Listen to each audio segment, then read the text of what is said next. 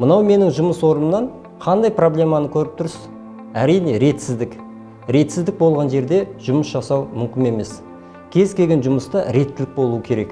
Мысалы, қоғамдық көлік реттейтін дүние ол бағдаршам. Немесе сіздің жұмысыңызда белгілі бір нақты алгоритмдік жүйе бар. Сол бойынша жүресіз. Ал сіздің мына жұмыс орныңыздағы алгоритмді немесе реттілікті ешкім реттеуге ұсынбайды. Сондықтан бұл тек қана өзіңізге байланысты.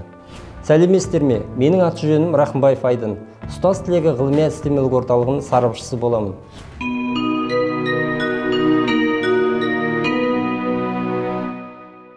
Енді жоғарыда айтылған проблеманы шешу үшін біз не істеу керекпіз? Кез келген проблеманы жүйелеудің Kaizen 5S жүйесі бар екен. Яғни бұл жапондықтардың философиялық көзқарасы. 5S дегеніміз 5 құрамдас S әрпінен тұратын жүйе. Бірінші бұл ретке келтіру. Екіншісі бұл әр заттың орнына қою. Үшіншісі бұл тазалық сақтау. Төртіншісі стандарттау. Және соңғы бесіншісі бұл үнемі алған дүниелеріңізді жетілдіріп, жаңартып отыру. Міне осы жайында бүгін кеңірек айтатын боламын.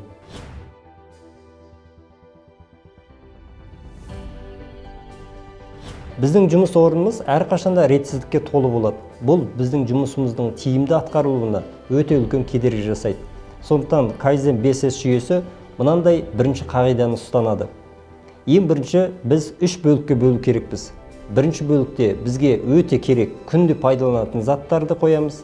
Екінші бөлікке кей кезде ғана немесе айына 2 рет, 1 рет ғана пайдаланатын дүниелерді, заттарды жиыстырып қоямыз. Үшінші бөлікке қоқыс, яғни сіз мүлдем пайдаланбайтын осы бөлмедегі сізге кедергі жасайтын дүниелер. Осыларды ескірген дүниелерден құтылуға тырысыңыз. Міне Kaizen жүйесінің бірінші ережесі осылай ұстану керек.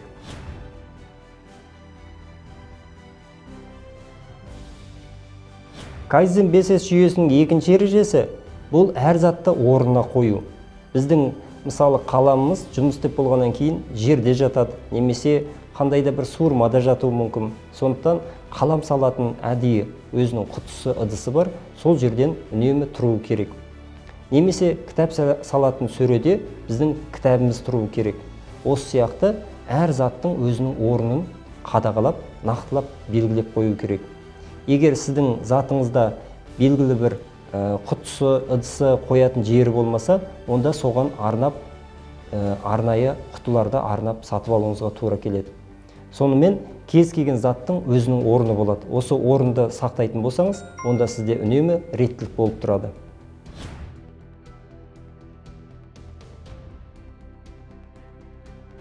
Kaizenнің үшінші жүйесі ол тазалық сақтау дейді. Тазалық сақтауға тек қана тазартып қана қоймайсыз, сонымен қатар бұзылған заттарды да жөндеп қою керексіз. Яғни сіздің жұмыс барысында сіздің қаламыңыз кейде жазып, кейде жазбаса, немесе компьютеріңізде вирустар болып, кейде тұрып қалып жатса, немесе интернет ұстамай жатса, сіздің жұмыс істеуге деген зауқыңыз өшіп қалуы мүмкін. Осы сияқты келеңсіз жағдайды болдырмас үшін тазалық сақтау кезеңінде ең бірінші барлық жүйе ең бастапқы қалпында қандай, сондай күйінде жұмыс жасау керек. Яғни қаламыңыз жазып тұру керек, интернетіңіз жақсы ұстап, және компьютеріңіз жақсы жұмыс істеп тұру керек. Кез келген сынған затты бай қалпында, бәз қалпында қайтадан жөндеп қоюыңыз керек. Міне Kaizenнің үшінші жүйесі осыны ұсынады.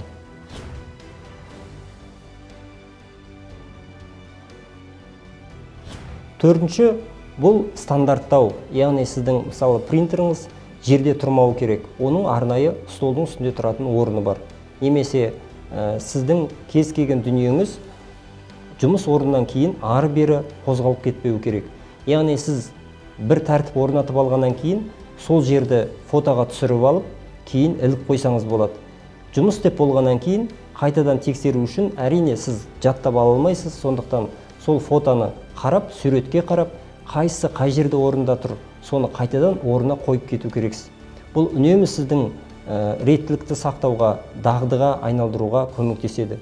Сондықтан әр заттың өзінің ретін бұзбау, бұл Kaizenнің төртінші жүйесі болып есептеледі.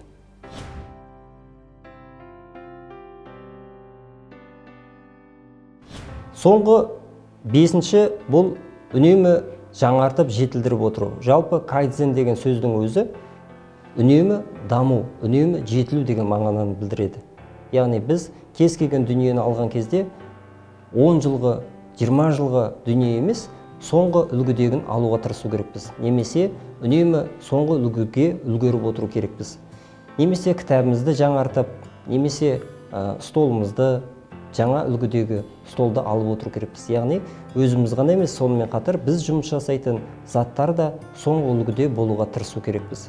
Сонда Kaizen 5S жүйесі толықтай жұмыс жасап, сіз өзіңіздің жұмысыңызды толық атқара аласыз. Жастар лайфхак деп жатады. Бұл енді қаншалықты лайфхакқа сай келетінін білмеймін, бірақ сіздерге лайфхак деп түсініп көрейін. Қараңызшы, кез келген тумбаны алайық. Соны сіз өзіңіздің бөлмеңізде тазартып қойдыңыз. Және оның іші таза. Ештеме жоқ. Бірақ сіз оны жай ғана жұмыс орныңыздың бір бұрышына қойып қойдыңыз. Егер олай жасайтын болсаңыз, сіз өте қатты қателесесіз. Ертелі кеш оның ішінде заттар пайда болады. Қайдан пайда болады? Сіз бос тұрған жерге затты қоюға әуес боласыз. Сондықтан ең жақсы тәсіл ондай тумбаларды немесе шкафтарды егер бос болса, мүлдем бөлмеден шығарып тастау керексіз. Сонда сізге артық затты қоятын себеп те болмайды. Егер тумбаның іші бос болып, таза болып тұрса, адам міндетті түрде ол жерге қоятын дүниені тауып алады. Мысалы, мектептің ішінде 5 шкаф қойып береді, бірақ оның 2-і ғана жарамды.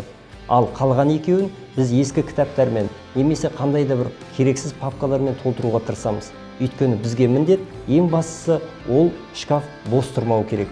Міне, осындай қателіктерден абай болсаңыздар, Kaizen 5S жүйесі сіздер үшін жұмыс жасайды. Осы Kaizen 5S жүйесі арқасында Екінші дүниежүзілік соғыстан кейін Жапонияның көптеген компаниялар және өндіріс орындары жақсы жетістікке жеткен екен. Дәл осы ұстанымды ұстанғаннан кейін. Тіпті 50 жылдан кейін Жапон халқы жеңілген, Екінші дүниежүзілік соғыстан жеңілген мемлекеттен қарағанда жеңген мемлекет сияқты өмір сүрген екен.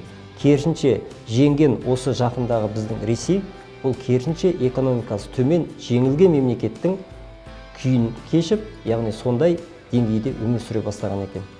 Сондықтан Kaizen 5S жүйесі бұл әлемде танылған және өзін дәлелдеген жүйе. Осы жүйені ұстанатын болсаңыз, мен ойлаймын, сіздің жұмыс орныңыз жақсы ретке келеді және ойыңызда жинақталады, сонымен қатар өзіңізде жақсы жұмыс жасай бастайсыз. Сондықтан реттілік, жүйелілік бұл тек қана сізге байланысты. Бұл кішкентай жүйе сіздің үлкен проблемаларыңызды шешеді. Мен оған анық сенемін. Ал сіздер өзіңіздің жұмыс орныңызды реттеу үшін қандай тәсілдерді, қандай жүйені қолданып жүрсіздер? Оны комментарий бөліміне жазып кетіңіздер, біз міндетті түрде оқитын боламыз. Сонымен қатар, егер осы түсірілім сіздерге ұнаса, әріптестеріңізбен бөлісуге ұмытпаңыздар. Сіздермен болған Рахымбаев Айдын, ұстаз тілегі ғылыми әдістемелік орталығының сарапшысы. Сау, саламатта болыңыздар.